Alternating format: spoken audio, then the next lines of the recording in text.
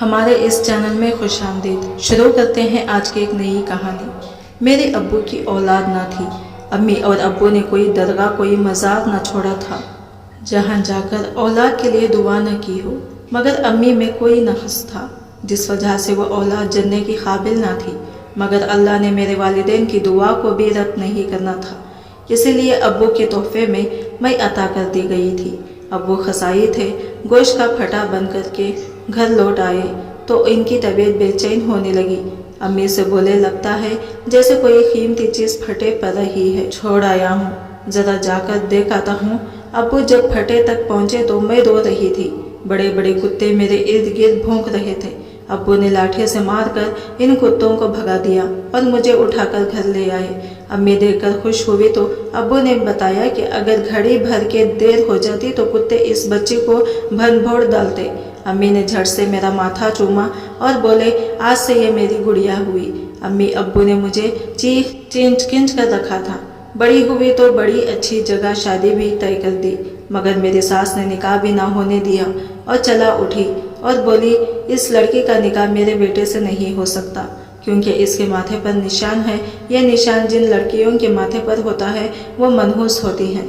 میں نے نظر اٹھا کر اپنی ساس کے ماتھے کی جانب دیکھا تو ادھر بھی بالکل میرے جیسا ہی میرا نام دعا ہے۔ یہ نام امی نے ہی رکھا تھا۔ وہ کہتی تھی کہ اللہ نے تمہاری صورت میں میری دعا قبول کر لی تھی، اسی لیے تمہارا نام رکھا گیا ہے۔ میں امی ابو کی بہت ہی لاڈلی بیٹی تھی۔ میری والدین نے مجھے بچپن سے ہی بتا رکھا تھا کہ میں ان کی سگی اولاد نہیں ہوں، بلکہ میں تو ابو کو گوشت کے پھٹے سے ملی تھی۔ ایک دن میں امی سے بولی، امی اگر آپ مجھے یہ سچ نہ بتاتے کہ میں آپ کی اولاد نہیں ہوں تو مجھے کبھی اس سچائی کا علم ہی نہ ہوتا۔ آپ نے مجھے یہ بات کیوں بتا دی تھی؟ امی مسکرا کر بولی، دعا تجھ سے میں کوئی دھوکہ نہیں کرنا چاہتی تھی، تو اللہ کی جانب سے میرے لیے ایک بہت ہی خاص تحفہ ہے، پھر میں اتنی پاک ذات کے تحفے کے ساتھ غلط بیانی کیسے کر سکتی تھی؟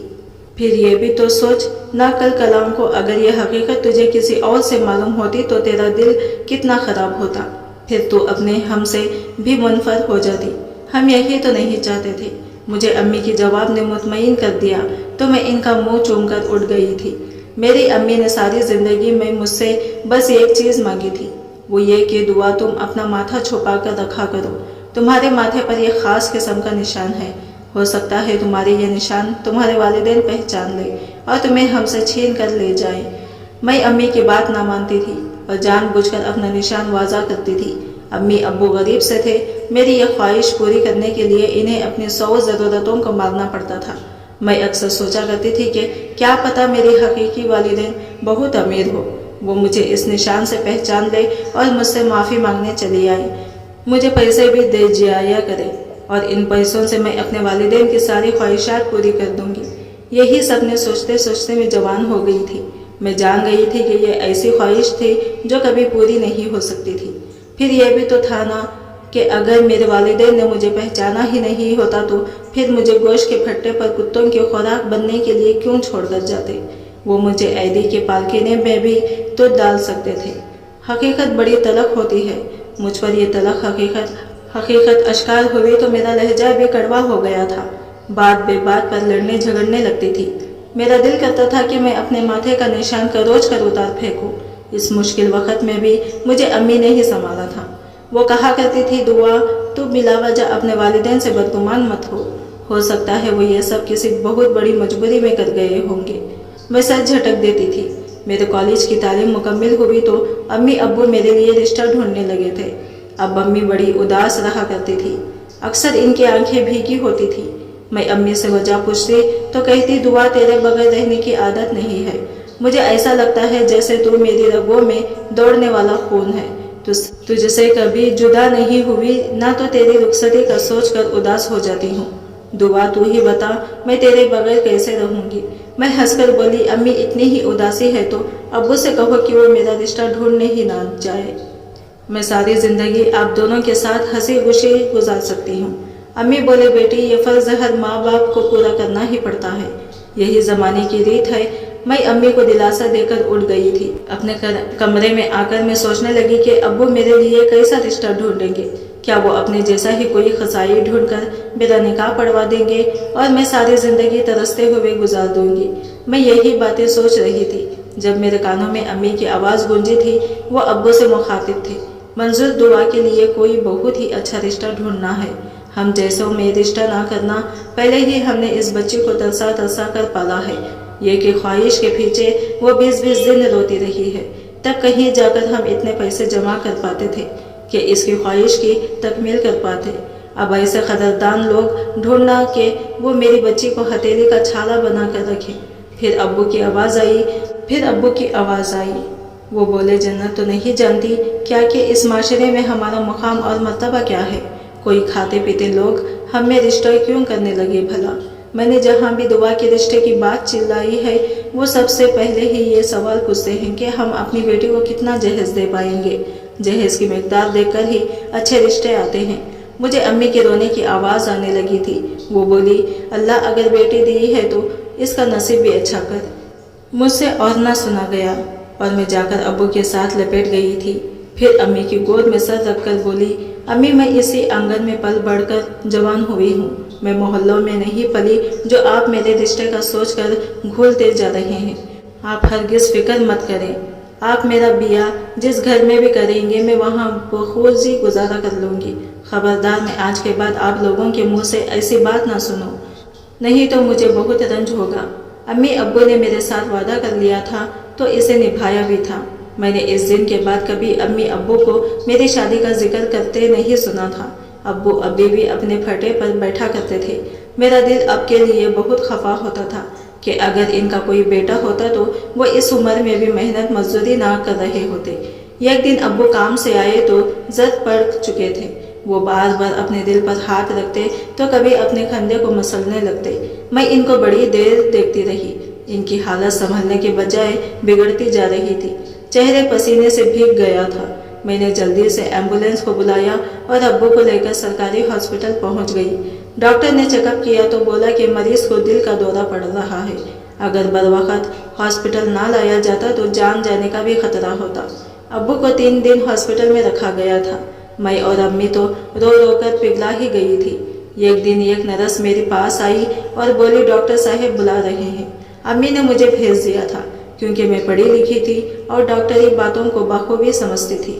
میں ڈاکٹر کے حافظ داخل ہوئے تو یہ دیکھ کر حیران رہ گئی کہ ڈاکٹر تو بڑا کم عمر سا ہی تھا۔ اس نے مجھے بیٹھنے کا اشارہ کیا اور میرے ماتھے کے نشان کو بڑے غور سے دیکھتا رہا تھا۔ میں پریشان ہو گئی اور لاشعوری طور پر ہی بال ماتھے پر ڈال کر بیٹھ گئی تھی۔ ڈاکٹر بولا، آپ کے والد کے دل کے 2 دوال بند ہو چکے ہیں، ان کے صحت کا بہت خیال رکھیں، تلی ہوئی چیزوں سے اجتناب کریں اور انہیں کسی قسم کی کوئی پریشانی نہ دیں۔ میں افسوس سے بولی، ڈاکٹر میں ابو کے لیے سب کچھ کر سکتی ہوں مگر میں انہیں ٹینشن سے دور نہیں کر سکتی۔ وہ میری شادی کی بہت فکر کرتے ہیں، انہیں میرے جوڑ کا کوئی رشتہ ہی نہیں ملتا، اسی وجہ سے وہ گھل گھل کر ختم ہوتے جا رہے ہیں۔ ڈاکٹر بولا، آپ کی کیا ڈیمانڈ ہے؟ میں مسکرا کر بولی، نہیں ڈاکٹر، میں نے کبھی نہیں سوچا کہ کیسے لڑکے سے شادی کرنی ہے۔ میں تو اپنے والدین کو چھوڑ کر جانا ہی نہیں چاہتی، مگر بیٹی ہوں، وہ میری رخصتی کا سوچ کر پریشان تو ہوں گے ہی۔ ڈاکٹر خاموشی ہو گیا تھا، پھر اس نے کچھ دوائیں لکھ کر دے دی۔ 5ویں دن ابو ڈسچارج ہو کر گھر آ گئے تھے۔ اب میں اور امی ابو کے آگے پیچھے پھرتی رہتی تھی، ہر ممکن کوشش کرتی کہ وہ غمزدہ نہ ہو۔ اب بھی ابو مجھے دیکھ کر بولے، دعا تیرا اچھا سا رشتہ آ جائے تو میں سکون سے مر سکوں گا۔ میں نے ابو کو بری طرح جھڑک دیا تھا اور بولی، آج کے بعد میں آپ کے منہ سے مرنے مارنے کی بات نہ سنوں، نہیں تو آپ سے خفا ہو جاؤں گی اور یہ گھر چھوڑ کر دار آلمان چلی جاؤں گی۔ ابو کا چہرہ زرد پڑ گیا تھا اور کئی آنسو ان کی آنکھوں سے پڑ گئے تھے۔ اب مجھے احساس ہوا کہ میں نے ان کے ساتھ کس قدر غلط بات کی ہے۔ میں ابو کو منانے لگی تھی جبکہ وہ روتے ہی جا رہے تھے۔ امی بھی پریشان ہو گئی تھی۔ میں نے ابو سے وعدہ کیا کہ آئندہ ایسی بات نہیں کروں گی، تب کہیں جا کر وہ مانے تھے۔ اب میں امی اور ابو کو ہر دم راضی رکھنے کی کوشش کرتی تھی۔ زندگی کا کیا بھروسہ رہ گیا تھا۔ میں سر پر دوپٹہ لیتی تو ماتھے تک کھینچ کر اپنا نشان چھپا لیتی تھی۔ امی ہنس کر کہتی، لگتا ہے دعا کو میری بات کو سمجھ آ گئی ہوگی۔ اب ابو کو ہر مہینہ چیک اپ کے لیے ڈاکٹر پاس لے جایا کرتی تھی۔ ڈاکٹر ابو کو تلقین کرتے تھے کہ ٹینشن نہ لیا کریں، डॉक्टर ने मुझसे पूछा कि आपका रिश्ता हो गया क्या। मैंने नफी में सर हिला दिया था। अगले दिन कुछ ऐसा हुआ कि मेरी सारी जिंदगी बदल कर रह गई थी। वही सरकारी हॉस्पिटल वाला डॉक्टर कामरान और इनके वालिदैन हमारे घर आए थे। अब्बू और अम्मी तो दंग थे, जबकि मैं समझ गई थी कि अंदर से बात क्या होगी। डॉक्टर कामरान की वालिदा बड़ी संजीदगी से और मजहब शख्सियत के मालिक थे। उन्होंने इधर उधर की बात किए बिना ही कह दिया था कि हम आपकी बेटी का रिश्ता लेने आए हैं। हमारा बेटा एक अच्छा इंसान है, अच्छा कमाता है, फिर हमारी खुद की भी बड़ी लंबी चौड़ी जायदाद है। हम आपकी बेटी को हर तरह से खुश रखेंगे, कभी किसी चीज़ की कमी ना होने देंगे। अम्मी और अब्बू तो खुशी से फूले ही नहीं समाते थे। मैं चाय लेकर गई तो डॉक्टर कामरान मेरी तरफ देखकर मुस्कुराने लगे, जबकि आंटी ने मुझे बस एक नज़र ही देखा था। मेरा कोई चाव नहीं किया था।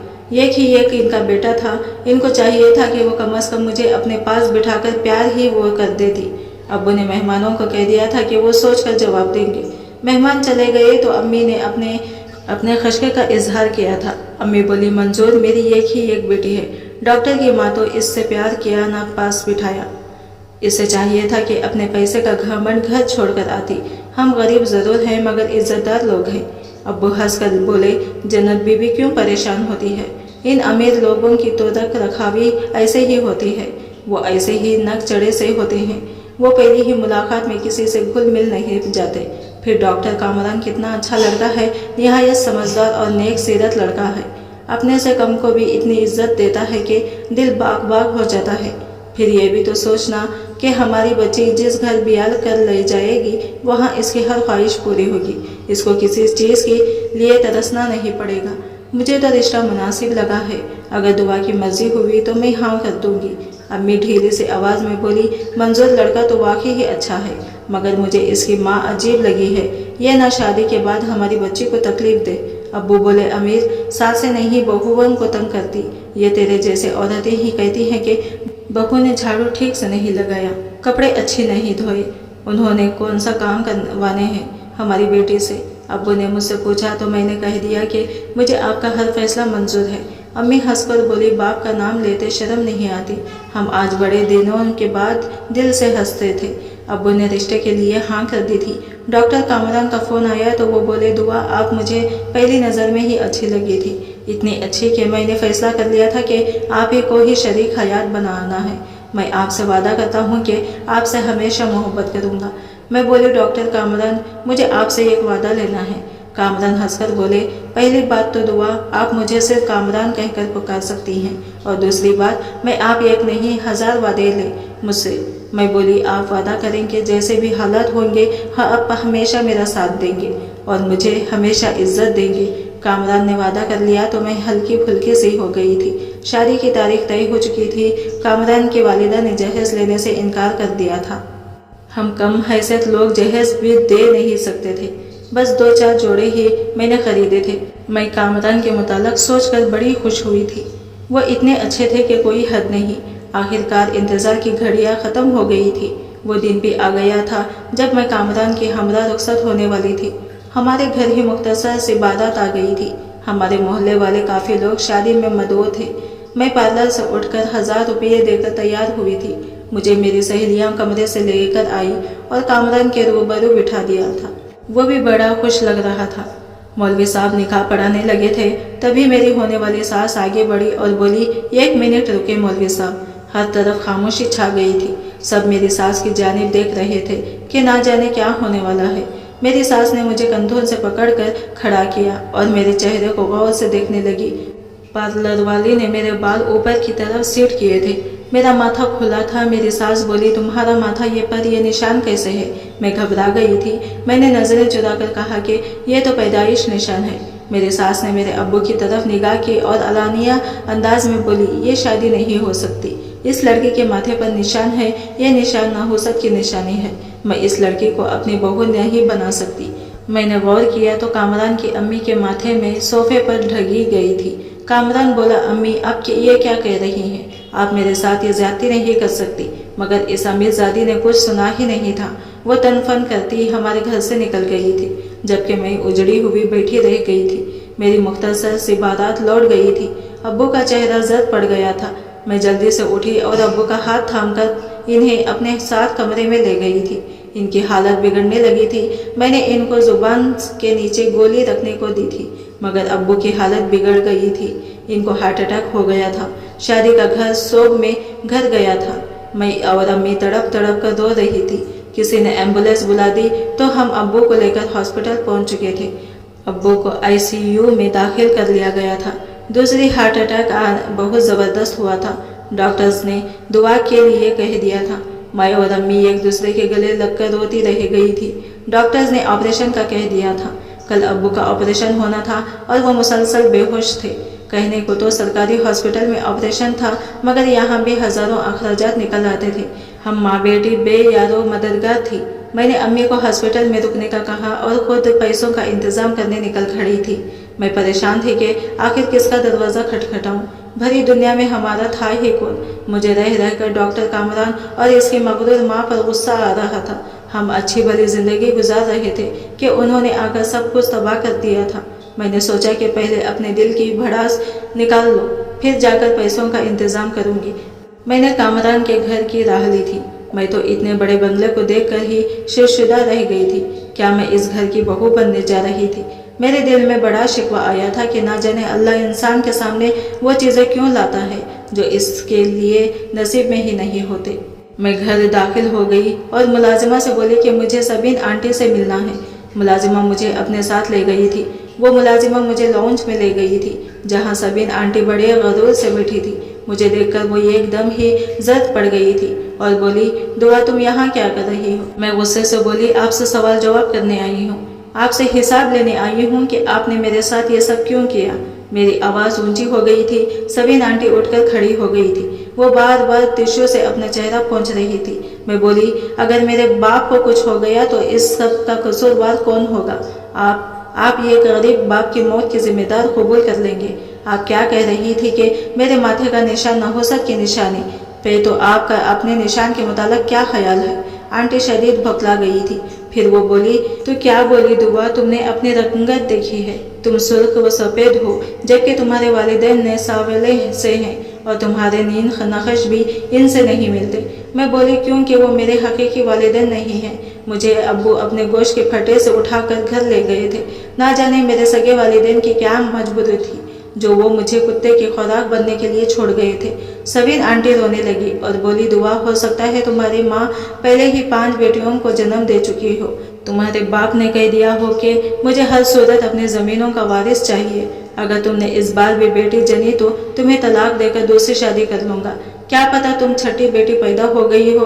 तुम्हारी माँ ने जख्मी दिल से फ़कत अपना घर बचाने के लिए अपनी सास को कह दिया होगा, इस बच्चे को किसी पालखाने में डालाएं। वो खुद पोतियों से बेजार हो, इसलिए तुम्हें फटे पर छोड़ आई हो। सबीन आंटी की बातें सुनकर मैं हैरान थी, जबकि वो फूट फूट कर रो रही थी। फिर एकदम ही भागकर मेरे गले लगी और बोली, दुआ, तुम मेरी छठी बेटी हो। मैंने तुम्हें इस निशान से पहचान लिया था, इसीलिए मैंने ये रिश्ता होने नहीं दिया।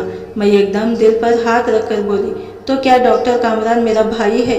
मेरी सगी माँ ने नफ़ी में सर हिला दिया और बोली, कामरान मेरी सगी बहन का बेटा है। इसके 2 जुड़वा बेटों की पैदाइश हुई थी। 3 बेटे तो इसके पहले ही थे। वो इतने बच्चों को एक वक्त में संभाल नहीं सकती थी, इसलिए इसने एक बेटा मुझे दे दिया। मैंने ये मशहूर कर दिया कि मेरे यहाँ बेटे की पैदाइश हुई है। यूँ मेरा घर उजड़ने से बच गया था। मैं कल तुम्हारी बारात इसलिए वापस ले आई थी क्योंकि मैं डर गई थी। मैं नहीं चाहती थी कि मेरे इस राज का किसी को इल्म हो और मेरा घर खराब हो जाए। अभी मैं आपके राज से वाकिफ हो चुका हूँ। कामरान की आवाज़ सुनकर हमने पीछे मुड़कर देखा तो वो सुर्ख आंखें लिए खड़ा था। बेगम, मैं भी तुम्हारे घिनौने जुर्म से वाकिफ हो गया हूँ। कामरान के अब्बू भी वहीं आ गए थे।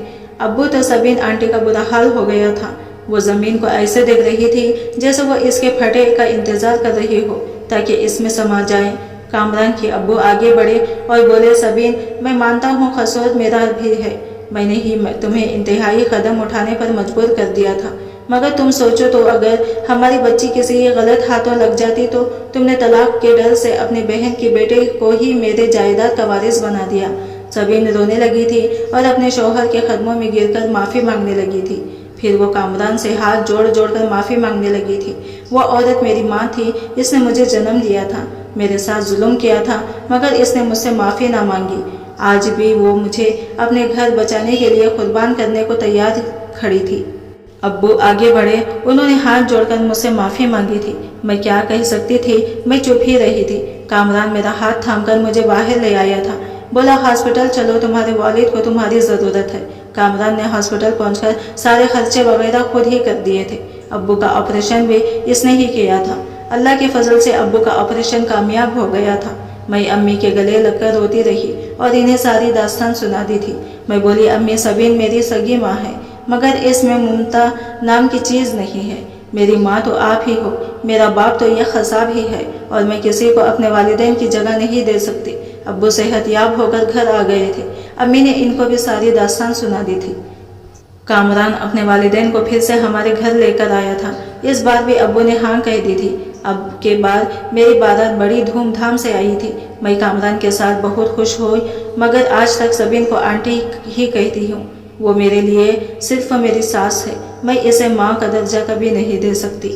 آج کی کہانی آپ کو کیسی لگی کمنٹ کر کے ضرور بتائیے گا، اور ویڈیو اچھی لگی ہے تو لائک شیئر کرنا مت بھولیے گا، اور ہمارا چینل انمول اردو کہانی کو ضرور سے سبسکرائب کریں تاکہ مزید ایسے ہی ویڈیوز آپ کو ملتی رہیں۔ ملتے ہیں اگلے نیو ویڈیو کے ساتھ، تب تک کے لیے بائے بائے، ٹیک کیئر، اللہ حافظ۔